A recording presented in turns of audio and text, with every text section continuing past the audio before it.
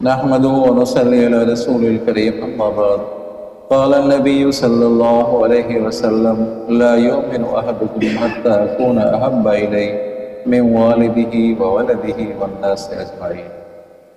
درود شریف بلند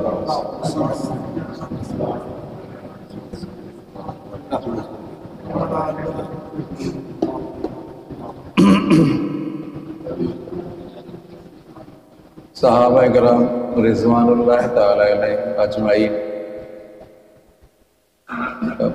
کتنا اونچا مقام ہے، کتنا بلند مقام ہے جو آپ صلی اللہ علیہ وسلم نے فرمایا من احبہم فبحبی احبہم ومن ابغضہم فببغضی ابغضہم۔ آپ علیہ السلام نے فرمایا جنہوں نے صحابہ سے محبت کی انہوں نے مجھ سے محبت کی، جنہوں نے صحابہ سے بغض رکھا انہوں نے مجھ سے بغض رکھا۔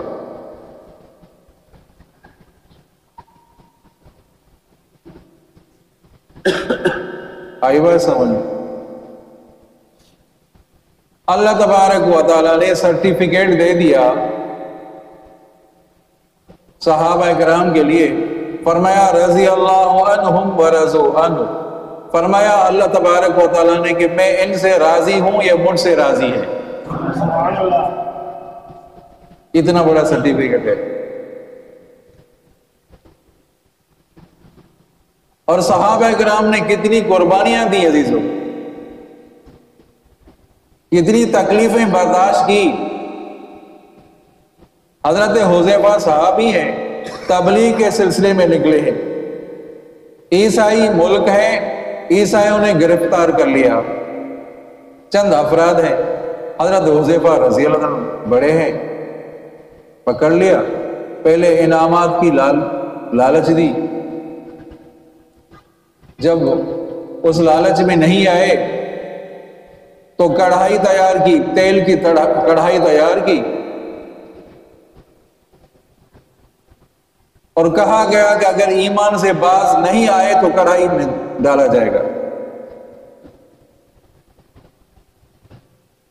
حضرت حذیفہ رضی اللہ تعالیٰ آنکھوں سے آنسو نکل پڑے تو کہنے والوں نے کہا کہ تم ڈر گئے، یہ تیل کی کڑھائی یہ آگ پہ رکھی ہوئی ہے اور ڈر گئے تم؟ کہا کہ میں ڈرا نہیں ہوں، کہ میں ڈرا نہیں ہوں، میں اس وجہ سے رو رہا ہوں، اس وجہ سے آنسو نکل پڑے کہ ایک جان ہے چلی جائے گی، کاش کہ ہر بال کے عوض جان ہوتی محمد الرسول اللہ صلی اللہ علیہ وسلم کے دین پر قربان کر۔ سبحان اللہ۔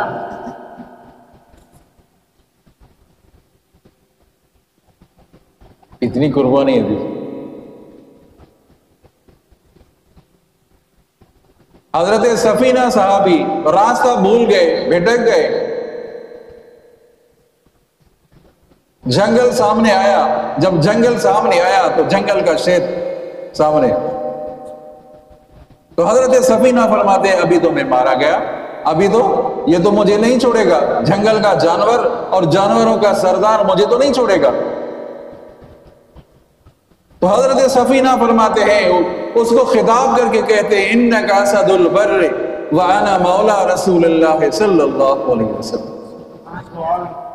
اگر تو جنگل کے جانوروں کا سردار ہے پھر سنو تو میں بھی محمد الرسول اللہ کا غلام ہوں۔ جب یہ جملہ ان کو کہا، جب یہ جملہ ان کو شیر کو کہا تو فرماتے ہیں کہ وہ شیر دم ہلاتا ہوا مجھ سے آگے جا رہا تھا، کہ کیا مانا مجھے راستہ بتا رہا تھا کہ اس راستے سے چلو۔ یہ صحابہ کرام کی شان ہے۔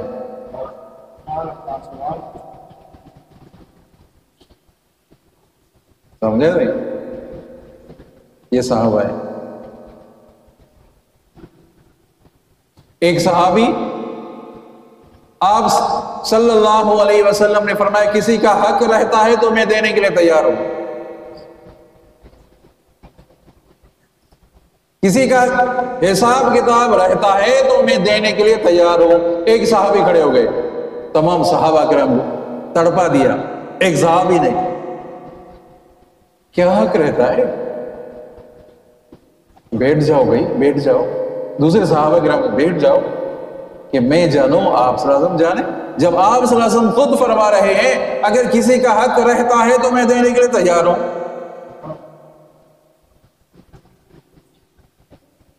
قریب آیا، یا رسول اللہ صلی اللہ علیہ وسلم، ایک دفعہ آپ نے مجھے چھڑی لگائی تھی، ایک چھڑی لگائی تھی، جب آپ خود فرما رہے ہیں کہ میں دینے کے لیے تیار ہوں تو میں بدلہ لے لوں، میں بدلہ لوں۔ تمام صحابہ کرام حیران اور پریشان ہیں، تڑپ گئے اس واقعے پر صحابہ کرام، یہ کیا ہو رہا ہے؟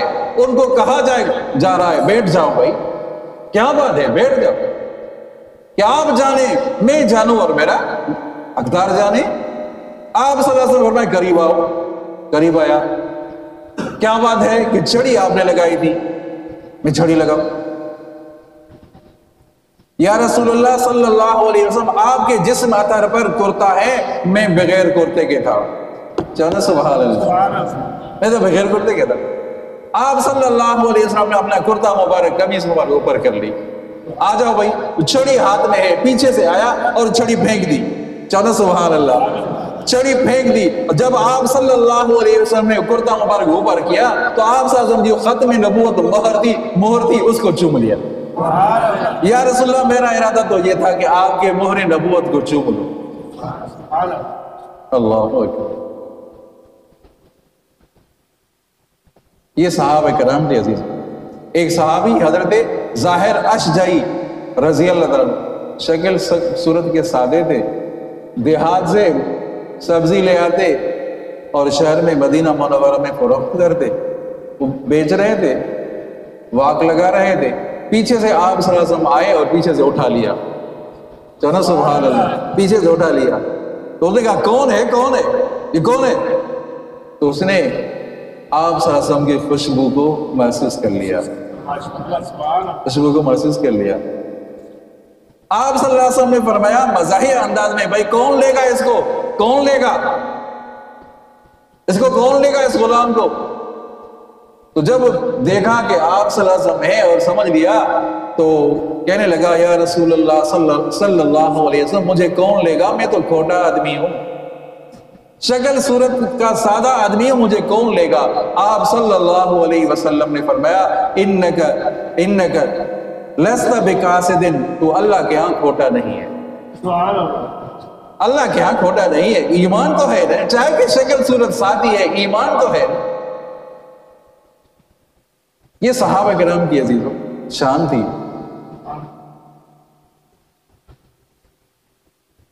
اللہ اکبر۔ جب آپ صلی اللہ علیہ وسلم فاقے سے تھے، حضرت علی المرتضیٰ چونہ رضی اللہ تعالیٰ عنہ، کہہ دو نا حیدر کرار، کہہ دو نا ذوالفقار، کہہ دو نا ابو تراب رضی اللہ تعالیٰ عنہ کرم اللہ وجہ، جب آپ کو پتہ چلا کہ آپ صلی اللہ علیہ وسلم فاقے سے ہیں تو حضرت علی المرتضیٰ گئے اور باغ میں مزدوری کی، اس مزدور سے جو عجوہ ملی، عجوہ کھجوری ملی، وہ 17 دانے تھی، کموں پہ 17 دانے تھی، وہ پہلے خود نہیں کھائی، آپ صلی اللہ علیہ وسلم کی خدمت میں پیش کر دی۔ اتنی محبت تھی عزیز، اتنی محبت۔ ایک صحابی 14ویں رات ہے، آپ صلی اللہ علیہ وسلم کے چہرے مبارک کو دیکھ رہے ہیں، پھر چاند کو بھی دیکھ رہے ہیں، بار بار آپ چہرے مبارک کو بھی دیکھ رہے ہیں، چاند کو بھی دیکھ رہے ہیں، پھر چہرے کو، پھر چاند کو بھی دیکھ رہے ہیں، پھر اس نتیجے پر پہنچا کہ چاند میں روشنی کم ہے، محبوب کے چہرے میں روشنی زیادہ ہے۔ محبوب ایسا دیکھا ہے نہ کہیں ہے، بیٹھا ہے چٹائی پہ مگر عرش نشیں ہے۔ جہاد میں ایک صحابی زخم سے چور ہو کر گر پڑے، آپ صلی اللہ علیہ وسلم نے فرمایا کوئی خواہش ہے، کوئی امید ہے، زخموں سے چور ہے، کوئی امید ہے، کوئی خواہش ہے؟ تو کیا فرماتے ہیں صحابی، کیا فرماتے ہیں؟ وَذَاكَ مَا تَمَنَّيْتُ، بخاری شریف کے الفاظ ہیں، وَذَاكَ مَا تَمَنَّيْتُ، یا رسول اللہ یہی تو خواہش تھی کہ آپ کے قدموں میں میری موت آ جائے۔ کہتے ہیں نکل جائے دم تیرے قدموں کے نیچے، نکل جائے دم تیرے قدموں کے نیچے، یہی دل کی حسرت، یہی آرزو ہے۔ جو حدیث پڑھی بخاری شریف کی حدیث ہے، آپ صلی اللہ علیہ وسلم نے فرمایا لا یؤمن احدکم حتی اکون احب الیہ من والدہ وولدہ والناس اجمعین۔ آپ صلی اللہ علیہ وسلم نے فرمایا تم میں سے کوئی شخص اس وقت تک کامل مومن نہیں بن سکتا جب تک میں اس کو اس کے والد، اس کی اولاد، اس کے تمام لوگوں سے زیادہ محبوب نہ ہو جاؤں۔ دعا